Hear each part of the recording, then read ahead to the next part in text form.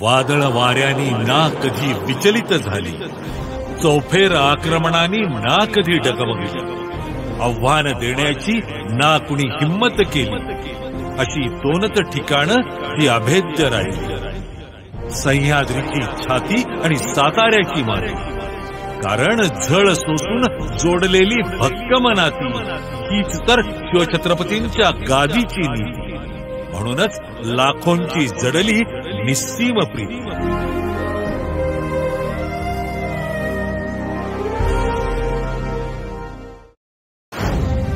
साताऱ्याच्या या ऐतिहासिक गादीचे वारसदार श्रीमंत छत्रपती उदयनराजे भोसले म्हणजे अवघ्या महाराष्ट्राचा मानव. समाजकारण आणि राजकारणात असंख्य चढ उतार अनुभव, प्रसंगी प्रखर विरोध सहन करून अन्यायग्रस्तांसाठी अर्ध्या रात्री धावून येणारे उदयनराजे म्हणजे धगधगता अंगार. एक बार जो मैंने कमिटमेंट करते तो मैं अपनी खुद की भी नहीं सुनता. भूमिका घेण्याची वेळ आली तेव्हा कधी ओटचेपेपणा केला नाही आणि फायद्या तोट्याचाही विचार केला नाही. 18 पगड जातींच्या मावळ्यांना एकत्र करून स्वराज्य निर्मिती करणाऱ्या छत्रपती शिवरायांचा वारसा कृतिशीलतेने जपणारे उदयनराजे म्हणजे निखळ मैत्रीचा बारमाही झाला. स्पष्ट विचार, सडेतोड भूमिका आणि हाती घेतलेलं काम पूर्ण करण्याची धमक घेऊन छत्रपती उदयनराजे लोकसभेच्या मैदानात उतरले.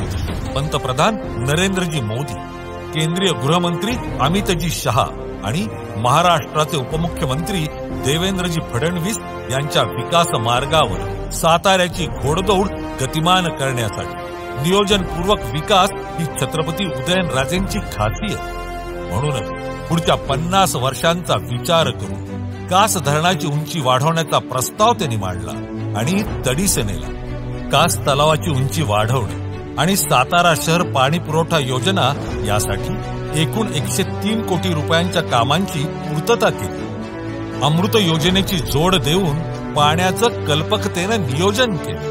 जिल्ह्यातल्या अपूर्ण सिंचन प्रकल्पांना आणि पाटाच्या कामांना गती दिली. त्यासाठी जिल्ह्यात तब्बल 477 कोटी 42 लाख रुपयांचा निधी उदयनराजेंनी आणला. सैनिकांचा जिल्हा म्हणून ओळखल्या जाणाऱ्या साताऱ्याचं सैनिक स्कूल अद्ययावत करण्यासाठी 285 कोटी रुपयांचा निधी आणला. सैनिकांसाठी कर्नल संतोष महाडिक स्मारक उभारण्याबरोबरच आजी सैनिकांना घरपट्टी माफ करण्याचा ऐतिहासिक निर्णय घेतला. सातारा आणि कराड ही जिल्ह्यातली प्रमुख शहरं रेल्वेनं जोडली असली तरी प्रवासाला गती नव्हती. कारण लोहमार्ग एकेरी होता. पुणे ते मिरज लोहमार्गाच्या दुहेरीकरणाचं काम उदयनराजेंनी पूर्णत्वाला नेले. रेल्वे स्थानकांचं सुशोभीकरण केले. साताऱ्यात वैद्यकीय महाविद्यालय आणलं आणि त्यासाठी 495 कोटी 46 लाख रुपयांचा निधी आणला. अशा मोठ्या प्रकल्पांमुळे अनेकांना रोजगार मिळाला. शिवाय या वैद्यकीय महाविद्यालयामुळे साताऱ्यातील रुग्णसेवा अत्याधुनिक आणि गतिमान होती. खेडोपाडी आरोग्य सुविधा पोहोचवण्यासाठी 100 कोटी रुपयांपेक्षा अधिक निधी आणून कामं मार्गी लागली. पंतप्रधान घरकुल योजनेचा लाभ जिल्ह्यात असंख्य लाभार्थींनी घेतला असून हातावरचं पोट असलेल्यांना हक्काचं छप्पर मिळालं. या योजनेसाठी केंद्राकडून 190 कोटी रुपयांचा निधीही उपलब्ध झालाय. जिल्ह्याच्या दुर्गम पश्चिम भागात दळणवळणाच्या सुविधा पोहोचवण्यासाठी त्यांनी रस्त्यांचं जाळं विणलं. प्रधानमंत्री ग्रामसडक योजनेतून यासाठी 146 कोटी 60 लाख रुपयांचा निधी मिळवून दिला. अतिदुर्गम गावांना साको उपलब्ध करून दिले. यासाठी विशेष कार्यक्रम राबवून 231 कोटी 78 लाख रुपयांचा निधी उपलब्ध करून दिला.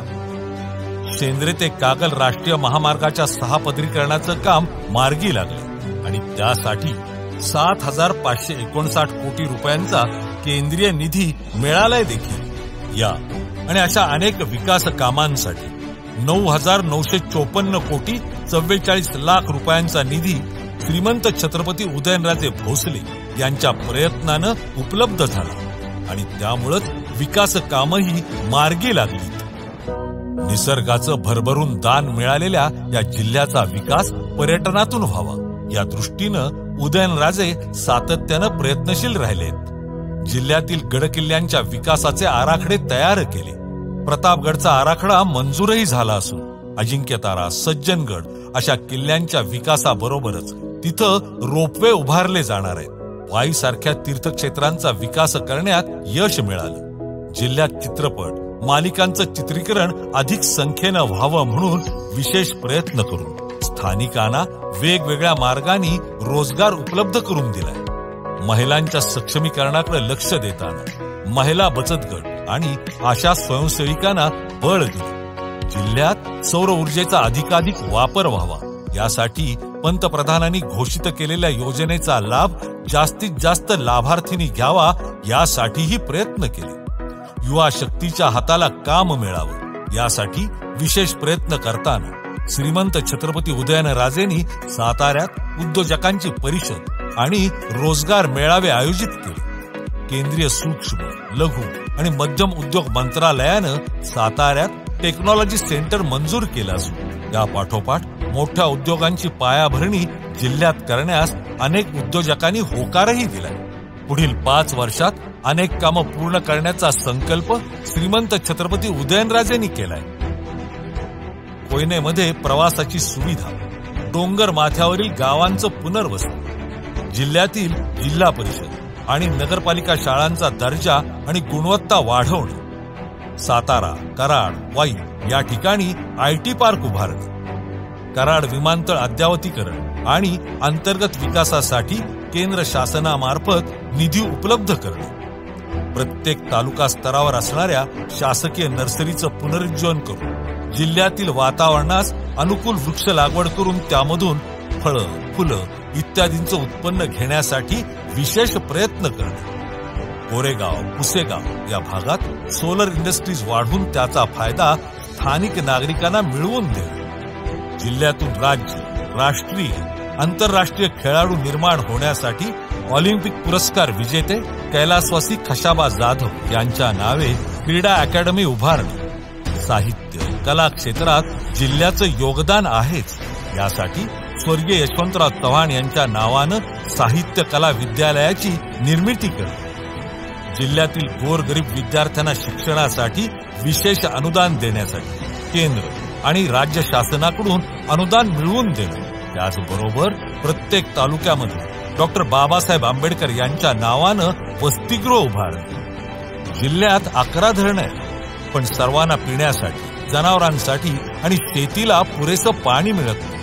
त्यासाठी विशेष प्रयत्न करणे, महिलांना सक्षमीकरणाबरोबरच विशेष सुरक्षा देण्यासाठी जिल्ह्यातील प्रत्येक कॉलेज, शाळा, बस स्टँड या ठिकाणी विशेष पोलीस पथक उभारणे, जिल्ह्यामध्ये नैसर्गिक आपत्ती कोणत्याही परिस्थितीत निर्माण झाल्यास त्यातून तातडीची मदत होण्यासाठी प्रत्येक ग्रामपंचायतीत विशेष व्यवस्था उभारणे, शेतकऱ्यांच्या उत्पन्नाला कायमस्वरूपी हमीभाव मिळण्यासाठी, त्याचबरोबर त्यांच्या शेतीला संरक्षण मिळण्यासाठी शेतकरी आणि त्यांच्या कुटुंबाला केंद्र आणि राज्य शासनामार्फत मोफत शेती विमा योजना राबवणे यासारखी अनेक समाज उपयोगी कामं पूर्णत्वाकडे नेण्याची जिद्द आणि विश्वास उदयनराजेंमध्ये.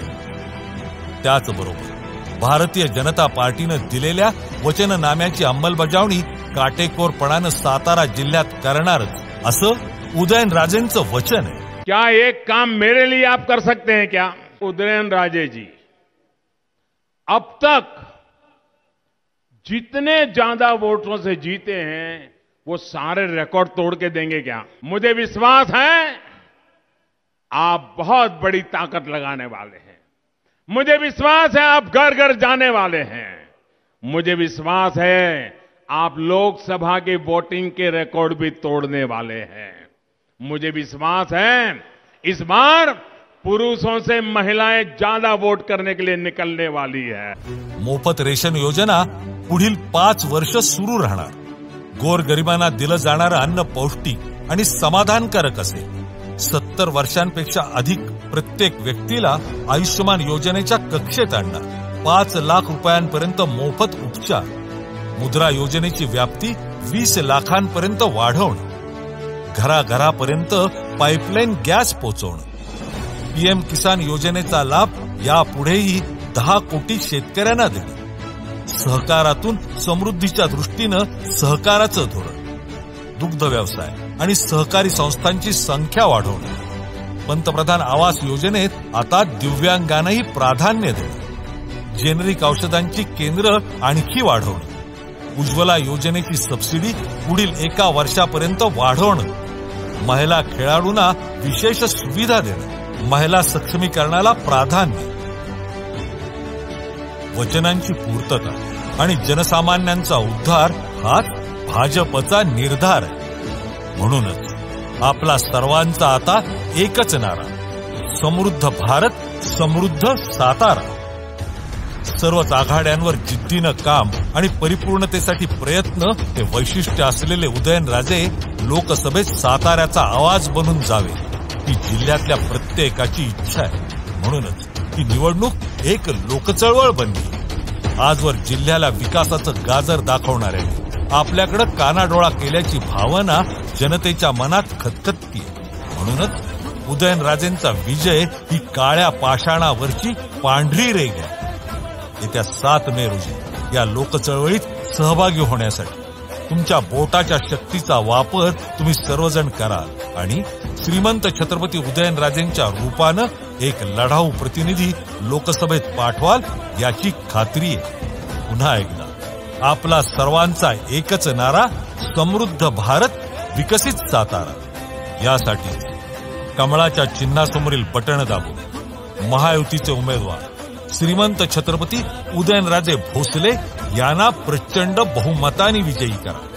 मतदान मंगळवार दिनांक 7 मे 2024.